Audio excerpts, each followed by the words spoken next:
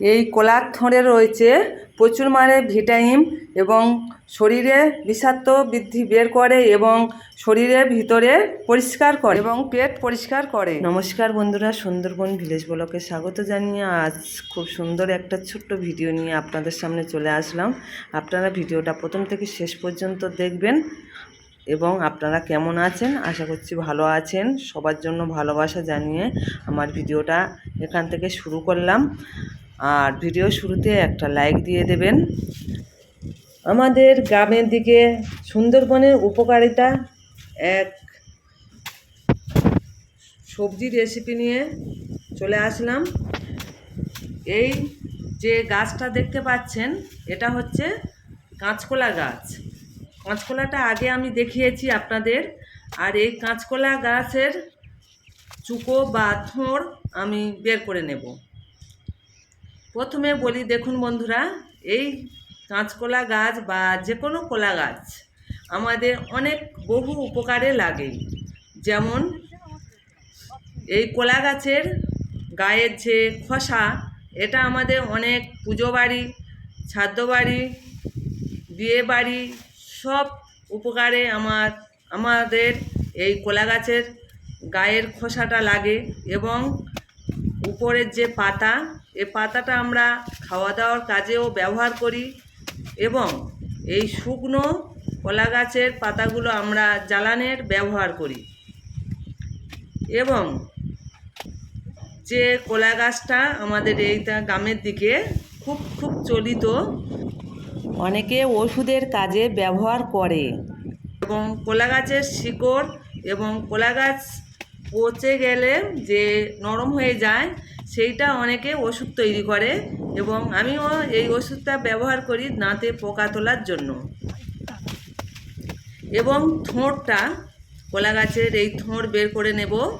এই থোড়টা আমরা রান্না করে খাই এবং বড়া করে খাই, ভাজা করে খাই, তরকারি করে, চিংড়ি মাছ দিয়ে রেসিপি তৈরি করে, অনেক কাজে ব্যবহার করা হয়। তাই আজ আমি এই থোড় কাটতে এসেছি বন্ধুরা। আপনারা ভিডিওটা দেখুন, আশা করছি আপনাদের খুব ভালো লাগবে। কলা গাছের কোনো অংশ আমরা বাদ দেব না, প্রত্যেকটাই অংশ আমাদের কাজের লাগে। আমি দেখুন বন্ধুরা, এই কলা গাছের থোড়টা বের করে নিয়ে আজ খুব সুন্দর একটা রেসিপি তৈরি করব। তাই সুন্দরভাবে কলা গাছের থোড়টা আমি এখন বের করে নেব।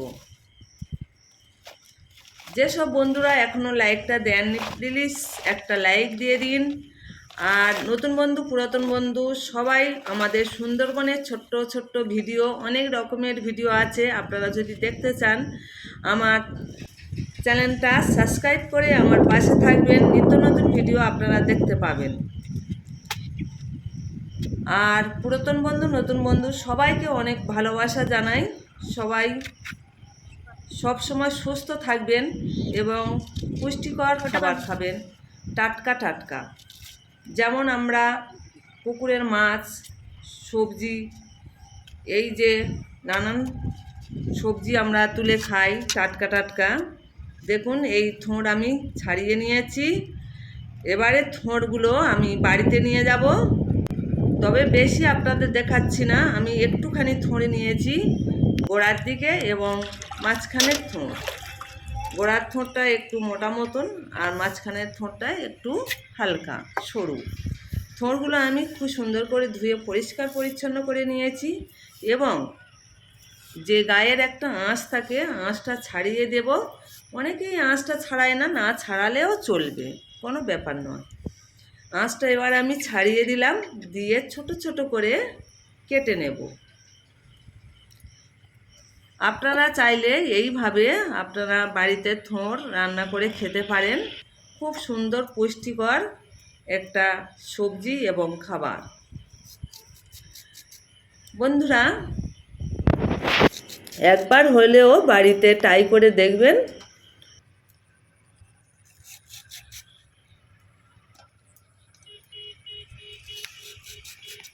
কিন্তু আমরা গ্রামের দিকে এই সব খেয়েই আমাদের মানুষ। আর নানান সবজি আমাদের তুলে বাড়িতে ব্যবহার করা হয়। এই কলার থোঁড়ে রয়েছে প্রচুর মানে ভিটামিন। এই থোঁড় হজম শক্তি বৃদ্ধি কাজ করে, শরীর থেকে বিষাক্ত বৃদ্ধি বার করে এবং ভিতর থেকে পরিষ্কার করে। এতে রয়েছে ভিটামিন বি, এবং পটাশিয়াম এবং লৌহ এবং রক্ত পরিষ্কার করে এবং অ্যাসিড এবং গ্যাস কমে যায়। এবং এই থোঁড়ের রস খেলে মানুষের শরীরে উপকার, অনেক অনেক রোগ সেরে যায়। যাই হোক বন্ধুরা, অনেক কথা বললাম। এবারে আমি থোঁড়গুলো খুব সুন্দর করে কেটে নিয়েছি। দেখুন বন্ধুরা, খুব পাতলা পাতলা সরু করে। এবারে থোঁড় তো আগে ধুয়ে নিয়েছি, এবারে হাত দিয়ে আমি খুব সুন্দর করে চটকে নেব। খুব সুন্দর করে চটকে নিতে হবে এবং ঝাড়া মিক্সচার আছে, মিক্সচারে খুব সুন্দর করে মিক্সচার করে নিলে আর তারপরে গ্লাসে ছেঁকে এবং রসটা বের করে নিতে পারেন। কিন্তু আমি এখন রসটা অল্প বের করতে চাই, ওই জন্য আমি হাত দিয়ে চটকে অল্প করে রসটা বের করছি। আর ছোট্ট একটা গ্লাস নিয়েছি, কাঁচের গ্লাস, সেই কাঁচের গ্লাসে রসটা আমি তুলে নেব হাত দিয়ে ঠোঁটটা চেপে চেপে। এই রসটা খেলে হাই প্রেশার রোগীদের পক্ষে খুবই ভালো এবং প্রচুর আয়রন আছে। এই রসটা আমি কি করব বন্ধুরা, আপনারা দেখতে থাকুন। এখনও যারা লাইকটা দেননি প্লিজ লাইকটা দিয়ে দিন। নতুন বন্ধুরা আমার পাশে থাকুন, পুরাতন বন্ধুরা আমার পাশে থাকবেন। দেখুন, গল্প করতে করতে আমার থোঁড়ের রসটা বের করা হয়ে গেছে। আপনারা ছেঁকে নিতে পারেন, আমি আর ছাঁকলাম না। এবারে আমি খেয়ে নেব। আমার পাশে একটা মুরগি দেখা গেল, আমাদের ঘরের মুরগি। আর যে চিপে চিপে আমি থোঁড়টা বাদ দিলাম, ওটা আমি কিন্তু ফেলবো না। কি করব বলুন তো, কড়াইতে তেল দিয়েছি, শুকনো লঙ্কা দিয়েছি, কালো জিরে দিয়েছি। এবার থোঁড়গুলো দিয়ে দিলাম। এবারে দেব আমি হলুদের গুঁড়ো। তার আগে কিছুক্ষণ আমি নেড়ে চেড়ে নেব। গুঁড়ো আছে, এই থোঁড় ভাজা খেলেও খুবই সুন্দর, পেট পরিষ্কার করে। এবারে অল্প হলুদের গুঁড়ো দেব, দিয়ে কিছুক্ষণ থোঁড়গুলো ভেজে নেব। আর হালকা পরিমাণ লবণ, সঙ্গে হালকা চিনি একসঙ্গে 1 চামচে নিয়েছি, নিয়ে খুব সুন্দরভাবে নেড়ে চেড়ে ভেজে নেব। চিনিটা দিলাম মুখের টেস্ট আসার জন্য।